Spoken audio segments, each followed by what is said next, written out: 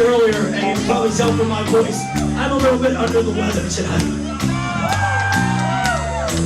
Now you're probably saying, well, it's Tuesday night. Why not just cancel the show? Or I could cancel the show. Why not cancel? Because nothing gets a crowd laughing like the word cancel. And I would if it was any little bumfuck town somewhere, like LA. I would feel good. I have a special connection to Sacramento. One that's been with me for about half my life. Anybody know what it is? I put the question to you! Ira Glass, host of This American Life. It's this right here. I have one tattoo on my body, and I got it here in Sacramento. And I used to date a young lady who lived here in Sacramento, and she arranged for me to get the tattoo. And here, now you down front will be my witness. First of all, this is 25-year-old me with a tattoo. Yeah. Is that? Obviously, I was a little bit better looking at one point. I totally threw those good looks out the window, didn't I? I'm just going to go bald and gain some weight. The tattoo is faded, and so am I. Now, that's the pleasant part of the story.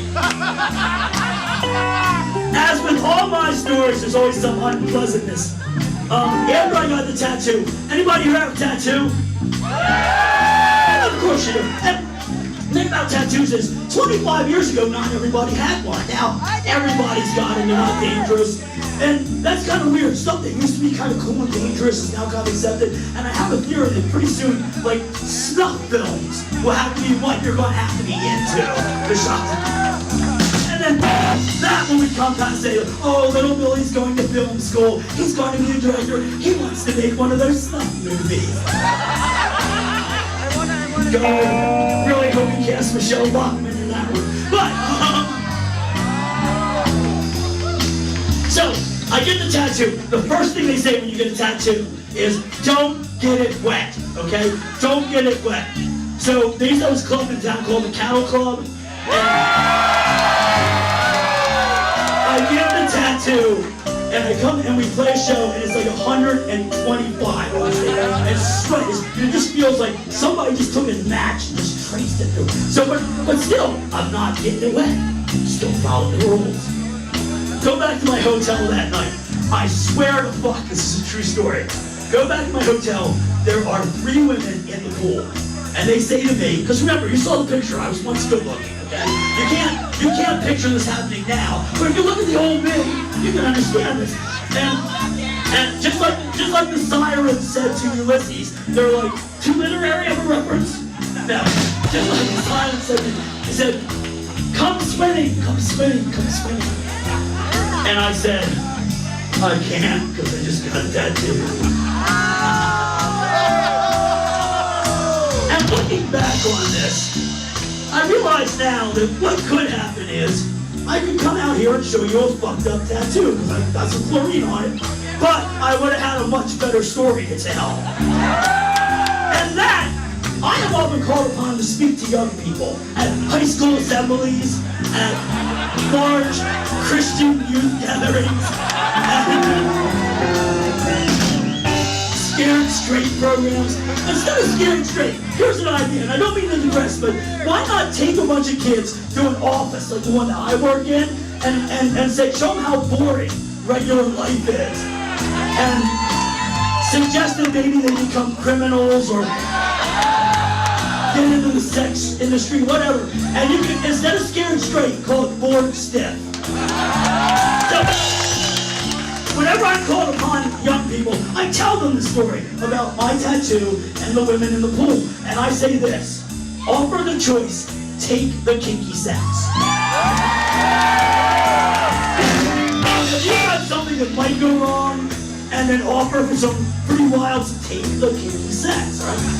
It was kind of vanilla sex, prepare, make sure the tattoo stays safe. You can skip that, I mean, if it had been like Michelle Duggar in the pool, you know?